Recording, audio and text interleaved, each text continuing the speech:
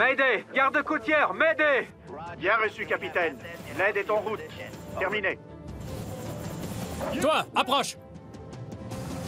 Est-ce que ça va aller? Ouvrez vite le sas!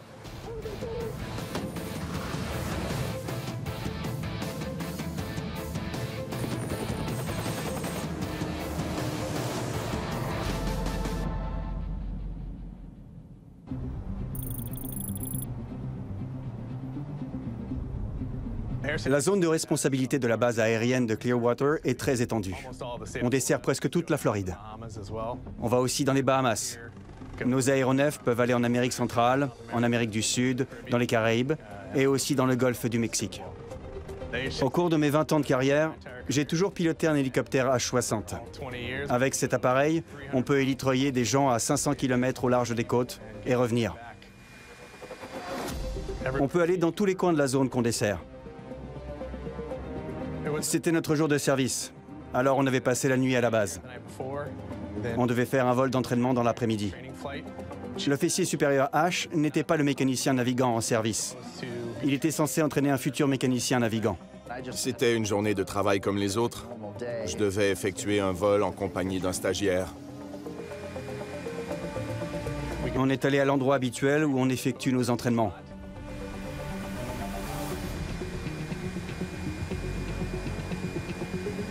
On venait tout juste de commencer l'exercice. Pendant que l'équipage commence l'exercice d'entraînement, le centre de commandement du secteur Saint Petersburg reçoit un appel désespéré d'une femme. Le bateau de pêche de son copain est en train de couler à 260 km au large de la côte.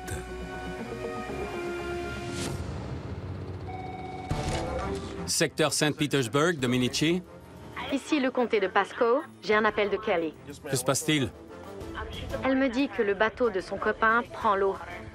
Combien de personnes à bord? Il y a 3 personnes à bord. Un chien. Pouvez-vous me décrire le bateau? C'est un bateau de pêche commercial de 18 mètres dont le nom est Peace Stream. Il m'a dit que le bateau a commencé à rouler. Compris. On nous signale un bateau qui prend l'eau. On va devoir interrompre l'entraînement. Il y avait un bateau qui coulait à 260 km de la côte. On nous a demandé si on pouvait quitter immédiatement l'endroit où on se trouvait pour aller là-bas effectuer le sauvetage. Le capitaine Ackery a abordé la question du carburant. On a regardé la jauge de carburant et fait un calcul mental rapide. On avait peut-être assez de carburant pour y aller. Mais le mécanicien navigant m'a rappelé que, comme on devait seulement faire un entraînement, on n'avait pas tout l'équipement de RS à bord. Il fallait repasser par la base. Donc, on va filer vers le nord à 90 mètres, 70 nœuds, puis tourner à droite et retourner à la base. Et Sam, si tu peux m'aider, il faut leur dire qu'il faut rapidement faire le plein et charger l'équipement nécessaire. Pendant qu'on retournait à la base, on se demandait comment on allait aménager la cabine. À ce moment-là, on ne connaissait pas la taille du bateau. Alors, on ne savait pas s'il nous fallait une deuxième pompe. On aide de nombreux bateaux qui prennent l'eau. On leur fournit une pompe, on redresse le bateau et on évacue toute l'eau de la cale. Personne n'a besoin d'être hissé jusqu'à l'hélicoptère et ils peuvent rentrer chez eux en toute sécurité. Notre entraînement se tenait tout près de la côte. On n'a eu qu'à faire demi-tour et rentrer. On a atterri 5 à 10 minutes après avoir reçu l'appel. Madame, vous communiquez avec eux en leur envoyant des messages textes avec un téléphone satellite. Avant d'abandonner le bateau, dites-leur de mettre leur gilet de sauvetage et de rester ensemble près du bateau. D'accord? Oui. Vous allez leur dire? Oui, d'accord. Quand on est arrivé à la base aérienne, on nous a informé que le bateau était déjà sous l'eau et qu'ils étaient sur un radeau. Il m'a dit qu'il coulait. On va coordonner les secours. Oui, compris. Le bateau a coulé et les rescapés sont sur un radeau de sauvetage. Donc, il y a 3 personnes et un chien. Quand on a su que les gens étaient sur un radeau, on a pu se concentrer sur leur sauvetage. On espérait que le radeau fonctionnait et qu'il restait à flot. Mais on n'en savait rien. Il fallait partir au plus vite.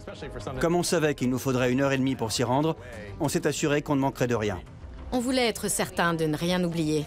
Entre le moment où on a mis fin à l'entraînement et où on a fait le plein de carburant, tout s'est passé à une vitesse folle. Alors on devait s'assurer qu'on avait tout ce qu'il nous fallait. Dans des cas comme celui-là, le pire est d'arriver sur place et de constater que quelqu'un est blessé ou que quelqu'un a péri en tentant d'abandonner le bateau. Secteur, ici 1-9. On est en vol et on se dirige vers l'emplacement du deuxième bateau. On avait 1h30 de voyage à faire. Ça nous a donné le temps de discuter de plusieurs choses. Comment allait-on hisser les 3 personnes et le chien de façon sécuritaire? Comment le chien allait-il se comporter dans l'eau? Est-ce que ce serait difficile de le remonter? Et comment se comporterait-il dans la cabine? Je préférerais que le chien remonte en dernier. Je ne sais pas comment il va se comporter dans la cabine. Et on ne connaît pas l'état des 2 autres survivants. Je ne sais pas s'ils pourront contrôler le chien. Si possible, je le remonterai dans la nacelle avec le dernier survivant. D'accord. On avait un système de détection aux rayons infrarouges. Pendant qu'on s'approchait, j'essayais de repérer le bateau et le radeau avec cette caméra. Sam, tu les vois sur l'écran? Compris. Oui, je les vois. OK, compris. Le radeau était bien visible. La couleur orange contrastait avec le fond bleu. On voyait les personnes qui s'accrochaient au radeau et qui attendaient de se faire secourir. Secourir des gens sur un radeau, c'est le genre de situation pour laquelle on s'entraîne souvent. Le sillage du rotor pouvait faire chavirer le radeau auquel s'accrochaient les gens. Il fallait donc calculer jusqu'où on pouvait s'approcher. Comme Sam allait nager jusqu'au radeau, on devait quand même s'assurer qu'il n'ait pas à traîner les survivants sur une distance olympique au beau milieu de l'océan. Sam allait sauter en chute libre, parce que c'était le moyen le plus rapide de le sortir de l'hélicoptère. J'ai enfilé mes palmes et tout l'équipement nécessaire, tout en gardant mon casque, pour rester branché sur le système de communication. Qu'en penses-tu? Saut en chute libre ou avec le harnais? Je crois que les conditions sont favorables. Je suis tout à fait d'accord avec la chute libre. OK. C'est le moyen le plus rapide. OK, je suis d'accord. Ce sera un saut en chute libre. Je l'ai mené jusqu'à la porte.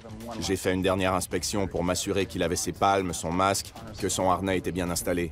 L'aéronef est descendu près de l'eau. Quand j'ai vu dans son regard qu'il était prêt, je lui ai alors donné le signal. Dès que j'ai reçu le signal, il fallait entrer en action. La transition entre le travail dans l'hélicoptère et le travail à l'extérieur de l'hélicoptère se fait instantanément.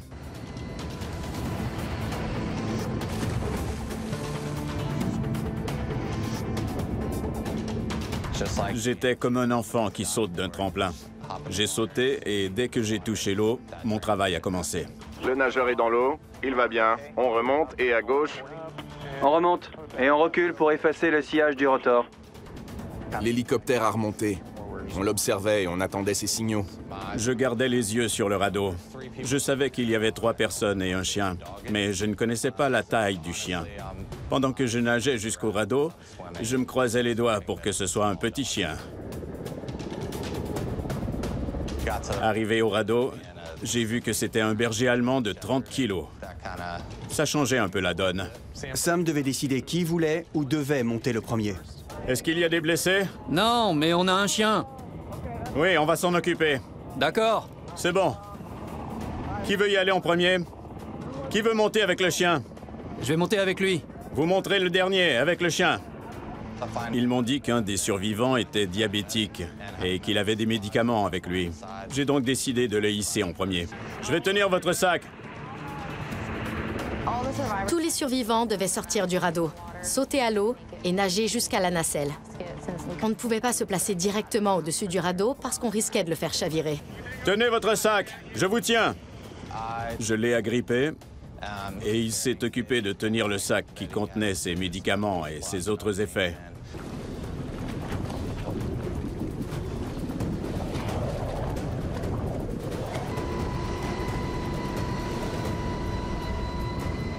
Compris.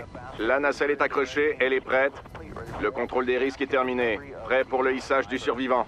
OK, compris. La cible est en vue. Début du hissage. Compris. La nacelle de sauvetage va sortir de la cabine. Elle descend. Nacelle à mi-chemin. Fais le décompte. Compris. En avant à droite 12, en avant à droite 9, en avant à droite 6, en avant à droite 3, en avant à droite 1,5, coin droit, garde la position. OK. Le nageur nage vers la nacelle.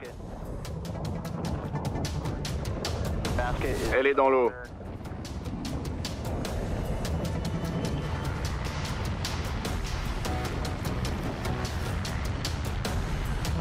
Il met le premier survivant dans la nacelle. OK, le radeau va bien. Ouais, ça semble bon. La position est bonne. Il est facilement entré dans la nacelle et j'ai donné le signal au mécanicien navigant pour qu'il le hisse. J'ai le signal. Maintenez. Compris. On va remonter la charge. La charge monte. Je ne pouvais pas voir ce qui se passait en bas. L'officier supérieur H voyait tout par le trou de la porte. Sur l'autre siège, Kathleen pouvait voir l'image de la caméra sur son écran. Mais je ne voyais rien. Je ne voyais que de l'eau. Et mon travail, c'était de faire ce que Dan me disait de faire.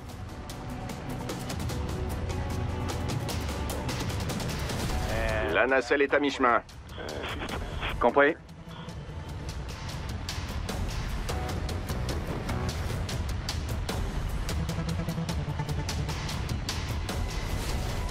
La nacelle est maintenant à la porte. Compris. Je tire la nacelle de sauvetage dans la cabine. La nacelle est dans la cabine. Je garde les yeux sur la cabine. Compris. Jusqu'à ce que le survivant soit sur le siège. Compris. Nageur en vue. Compris. 3307-6019. Le premier survivant est dans la cabine. C'était un soulagement de voir le premier survivant en sécurité dans l'hélicoptère. Je vous tiens. Détendez-vous et tenez votre sac. J'y allais une étape à la fois. Je me suis concentré sur le deuxième survivant. Il nage vers nous. On dirait que Sam demande la nacelle, donc. OK. Même chose.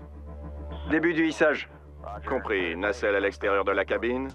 Nacelle à mi-chemin. Nacelle juste au-dessus de l'eau. Fais le décompte. Compris. En avant à droite 9. Pendant que je transporte les survivants, je dois faire en sorte qu'ils restent aussi calmes et détendus que possible. Pour y arriver, je dois leur montrer que je suis confiant et que je n'ai aucun doute sur ma capacité à les aider. La nacelle descend, la nacelle est dans l'eau. OK. Le nageur nage vers la nacelle, le survivant est près de la nacelle. Il met le survivant dans la nacelle.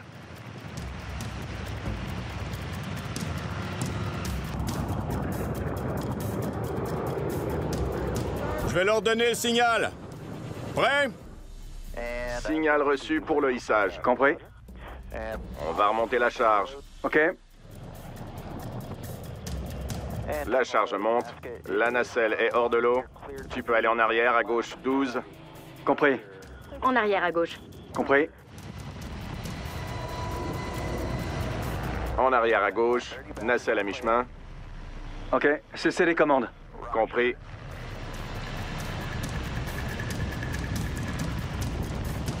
Nacelle à l'extérieur de la porte de la cabine. La nacelle entre dans la cabine. Nacelle dans la cabine. Compris. J'installe le survivant. Je garde les yeux sur la cabine. OK. J'ai Sam et le radeau en vue. Compris.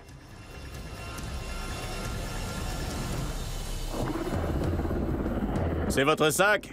Oui. Laissez votre sac. Et tenez votre chien. D'accord. Je vais revenir chercher votre sac.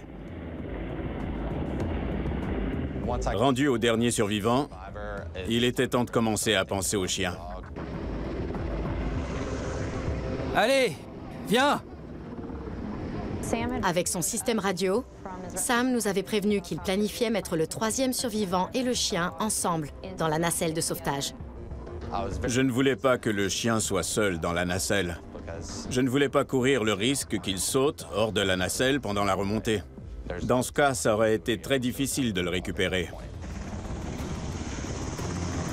Le chien ne voulait pas sortir du radeau. Allez, allez, viens. J'ai d'abord fait sortir le survivant du radeau et on a essayé de faire sortir le chien. Mais ça n'a pas fonctionné. J'ai dû faire remonter le survivant dans le radeau pour qu'il pousse le chien jusqu'à moi. Je te tiens, mon chien. Ça va? Je te tiens. Ça va? Une fois le chien dans l'eau avec moi, il était plutôt calme. J'avais un bras sous son poitrail, un bras sous ses hanches, et je me servais de mes palmes pour soutenir son poids. Quand le survivant a pris le chien et que j'ai commencé à traîner le survivant, le chien n'a pas aimé ça. Il n'était pas content. À partir de ce moment-là, la situation a dégénéré. Je ne sais pas pourquoi le chien a paniqué comme il l'a fait. On dirait que le chien est en état de panique en ce moment. Je suis d'accord. Faisons comme si c'était un hissage d'urgence. Le pilote et moi, on a tout de suite compris que ça n'allait pas. Mon équipe n'avait plus à s'inquiéter de faire chavirer le radeau. Ils ont donc pu approcher l'hélicoptère plus près de l'endroit où j'étais. Il a approché l'hélicoptère, j'ai fait descendre la nacelle de sauvetage dans l'eau et Sam a tenté de mettre le survivant dedans. Soudain, le chien commence à paniquer. Le chien est complètement paniqué. Il est assis sur la tête du survivant et il le pousse sous l'eau. OK. Remonte doucement. Oui. On va se concentrer sur la nacelle. OK. Et garder le câble tendu. Le chien n'était pas content. Il se débattait et donnait des coups de griffe. J'ai donné le signal pour arrêter le hissage. À ce moment-là, la nacelle a basculé sur le côté. Le comportement affolé du chien pourrait compromettre le sauvetage. Le survivant et le chien sont ressortis de l'autre côté de la nacelle. Ce qui m'inquiétait, c'était de remonter la nacelle et que le bras ou la tête du survivant ou son chien soit coincé dans le câble. Je n'arrêtais pas de penser à ça. Je m'assurais de bien tenir le câble. Il fallait qu'on reste en position pendant que Sam tentait de prendre la situation en main. J'ai repoussé le chien loin de moi pour pouvoir installer le survivant dans la nacelle. Dans ce genre de situation, on est tous sur la même longueur d'onde. J'ai donc profité de cette occasion pour sortir le survivant de cette situation. La nacelle se balance. J'ai éloigné le survivant du chien et du nageur. OK. C'était incroyable. Dès qu'il a été séparé de son maître, le chien est tout de suite devenu plus calme. Je ne pouvais pas communiquer par radio ni faire des signaux avec ma main parce que je tenais le chien.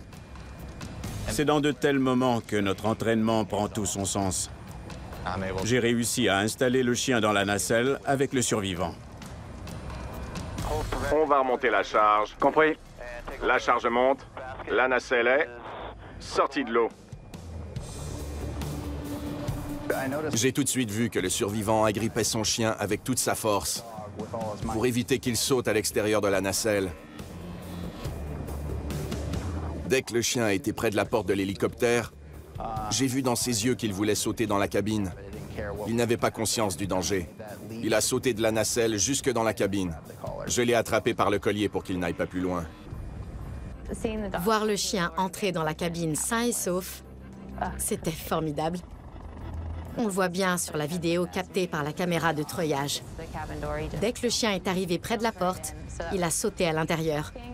Ça nous a surpris, mais on était contents que les deux aient réussi à monter et qu'ils soient sains et saufs. Finalement, j'ai aidé le survivant à sortir de la nacelle et je l'ai aidé à s'installer. Il avait l'air épuisé, comme s'il venait de mener le combat de sa vie.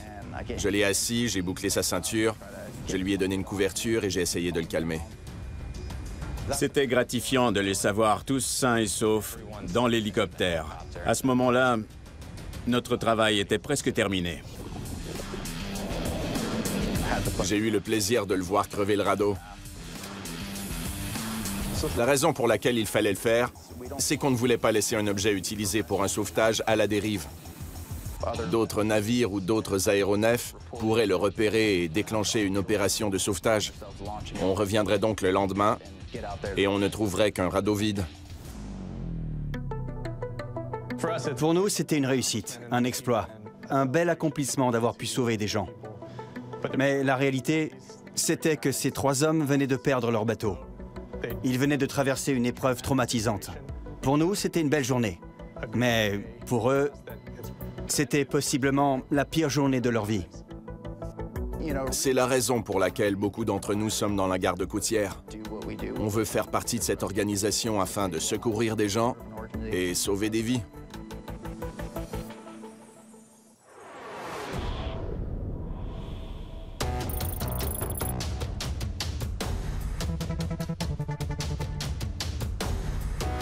On a eu la chance de travailler avec l'équipe de sécurité et de protection de Kings Bay en Géorgie. Ils sont venus pour s'entraîner avec quelques-uns de leurs chiens détecteurs d'explosifs. Cette formation sert à exécuter toutes les étapes nécessaires pour déployer un chien et un maître chien à bord d'un navire en route. Ils peuvent donc être déployés d'un hélicoptère pour déterminer si le navire est autorisé à entrer dans un port des États-Unis.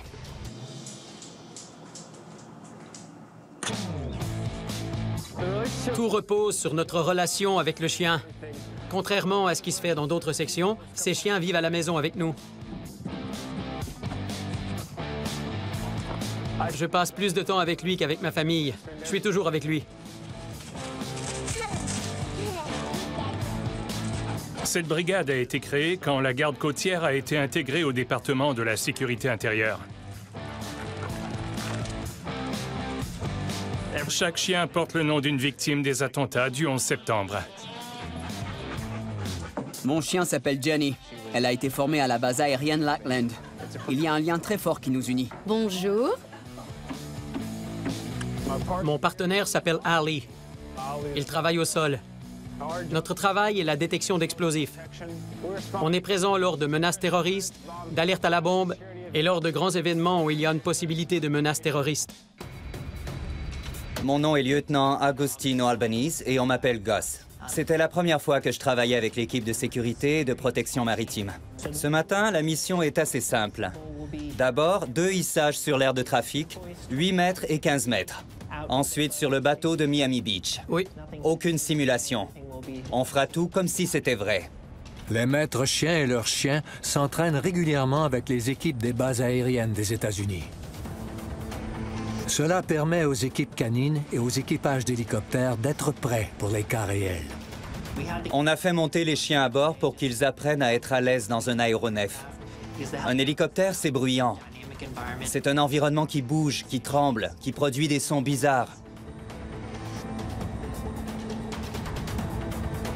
Notre mécanicien navigant, Sean McTague, était à l'arrière. Je suis un amoureux des chiens. Je les adore. J'ai 2 beagles chez moi. Comme on allait sortir le chien de l'hélicoptère et le mettre dans un environnement extrêmement dangereux, j'allais redoubler de vigilance. J'étais content d'avoir été choisi pour être là. Oui, compris. Selon le plan, on devait d'abord faire quelques hissages sur l'aire de trafic de la base aérienne dans un environnement contrôlé. Ça nous servirait d'échauffement.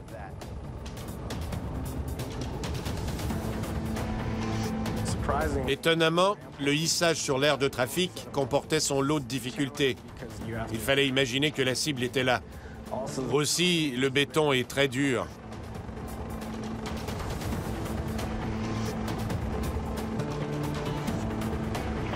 « 23 mètres. » Compris.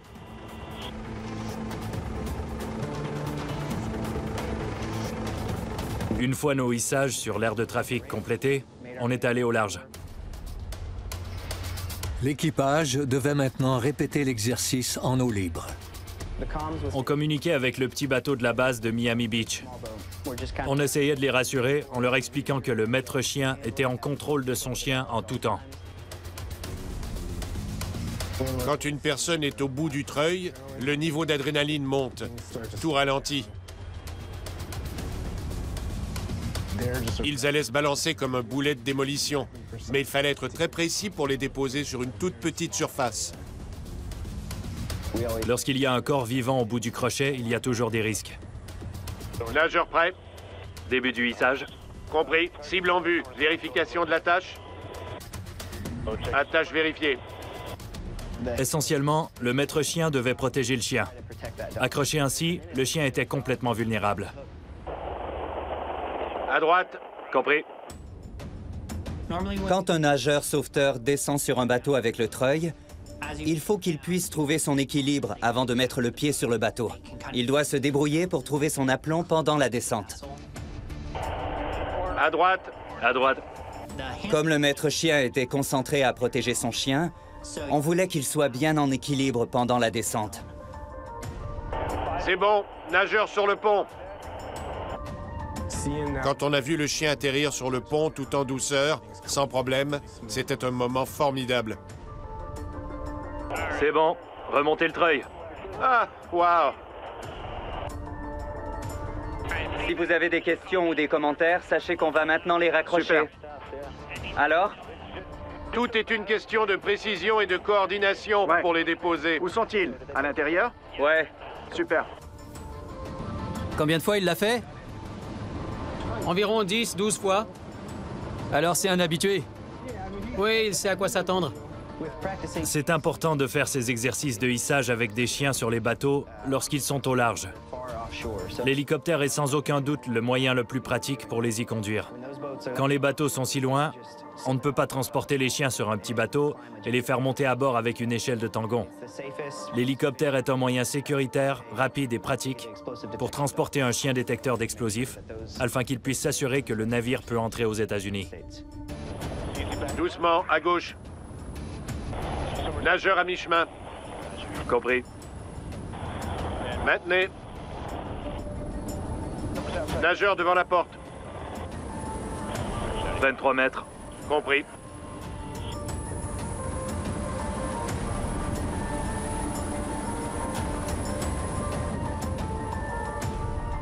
C'était une expérience formidable et j'ai été chanceux de pouvoir y participer. Ces chiens sont incroyables. Ils sont excessivement bien entraînés, très calmes. Comme j'aime les chiens, c'était bien de voir ce dont ils sont capables et de constater combien ils sont intelligents.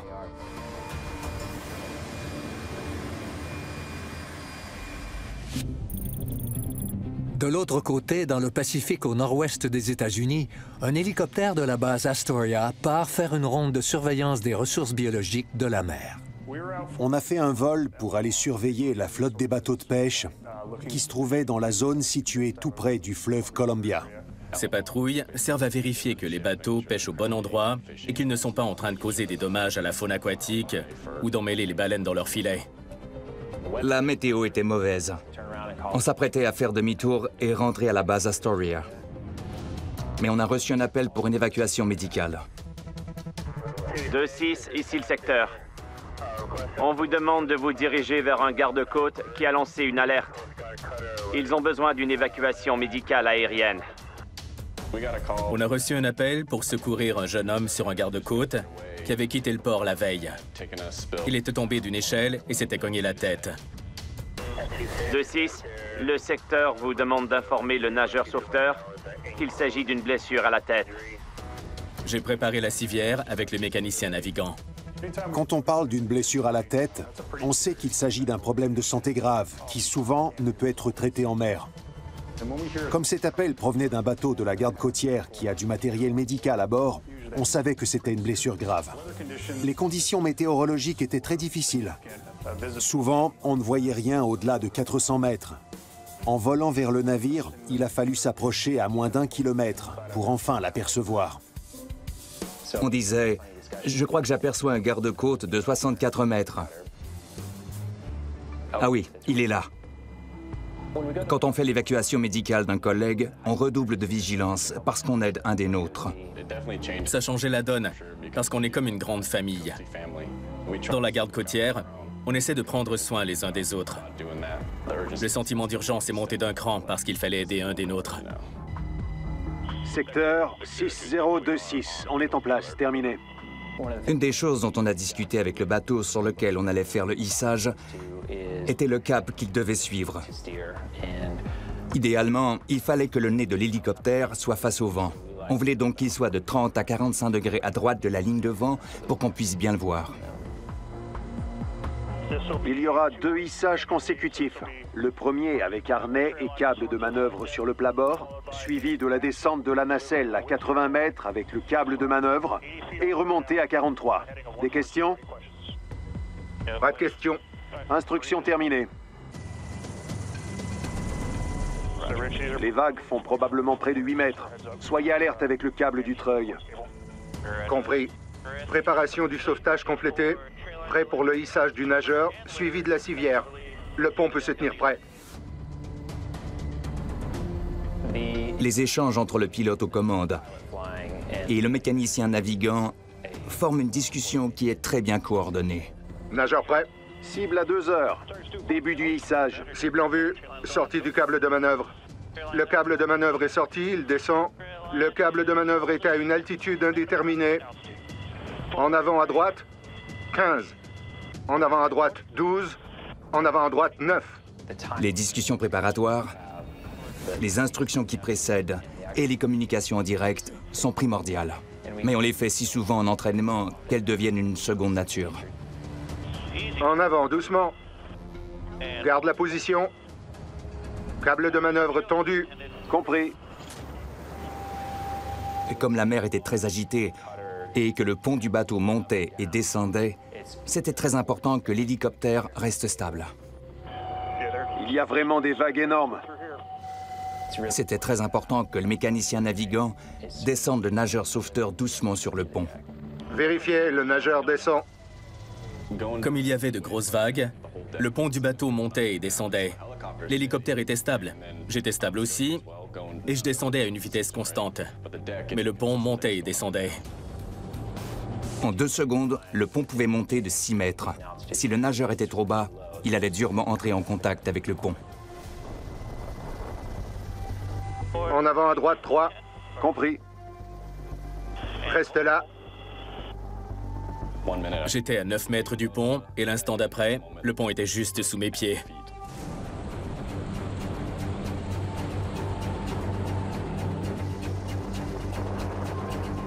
Nageur sur le pont. Compris. Dès que mes pieds ont touché le sol, j'ai pu lâcher le câble et me décrocher.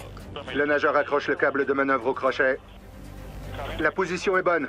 Ils peuvent charger. Le crochet remonte.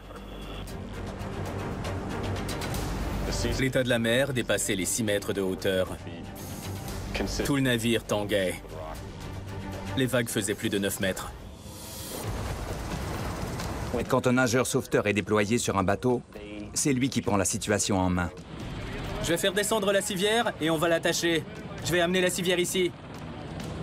Quand je suis arrivé et que j'ai vu le blessé, j'ai tout de suite vu qu'il pouvait marcher. J'ai parlé au médecin, il m'a raconté ce qui s'était passé et j'ai appelé l'hélicoptère pour qu'il descende la civière. Comme il s'agissait d'une blessure à la tête, on allait le hisser dans une civière. On a fait descendre une planche dorsale sur le garde-côte. C'est une des façons les plus sécuritaires de hisser quelqu'un à bord de l'aéronef. Doucement en avant à droite. Garde la position. La civière est sur le pont. Aaron à la civière. Une fois la civière sur le pont, je l'ai décroché du treuil. Comme c'était un garde-côte, il y avait des professionnels à bord, ce qui a facilité le travail du nageur. Ils ont travaillé en équipe pour installer Jim et le préparer pour le hissage. Je l'ai couché, je lui ai demandé de lever les bras, je l'ai sanglé à la poitrine et de la taille jusqu'aux jambes. Une autre sangle tenait ses bras. La civière pouvait flotter. Si pour une raison quelconque, elle allait dans l'eau, elle flotterait. Tu respires bien? Oui. Ce n'est pas trop serré? Non. Très bien. On l'a emmené sur le pont d'envol.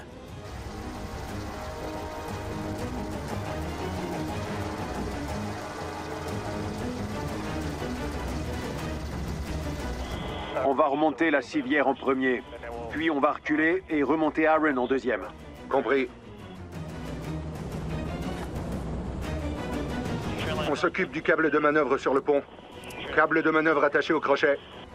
Le crochet descend. La position est bonne. Le crochet est sur le pont.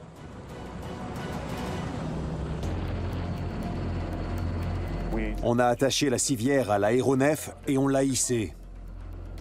Prêt à monter la charge? La charge monte. La civière a quitté le pont. Compris. J'essayais de maintenir la même distance avec le garde-côte et de rester stable pendant son ascension.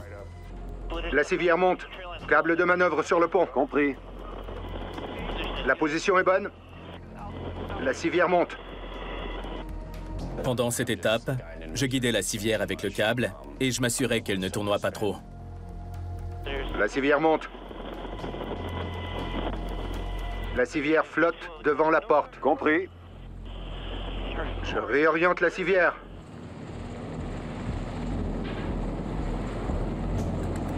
La civière est à l'intérieur.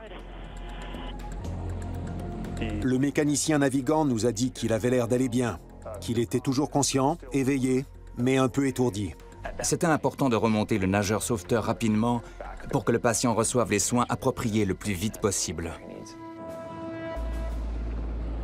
On va procéder au hissage du nageur du pont d'envol. Altitude de 24 mètres, à droite du bateau. Cap sur 40. Des questions? Pas de questions. Terminé.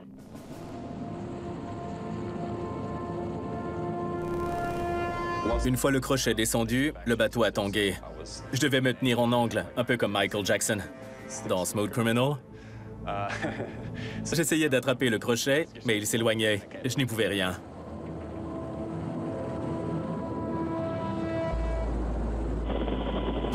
Le nageur s'accroche. Prêt pour le hissage. Compris. On va monter la charge. La charge monte.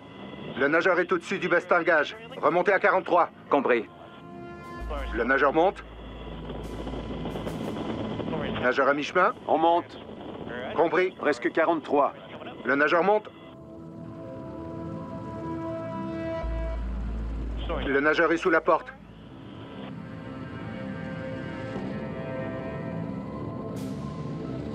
Nageur à la porte de la cabine. Je fais entrer le nageur. Nageur à l'intérieur. Compris. Retour à la base. Je ferme la porte. Compris.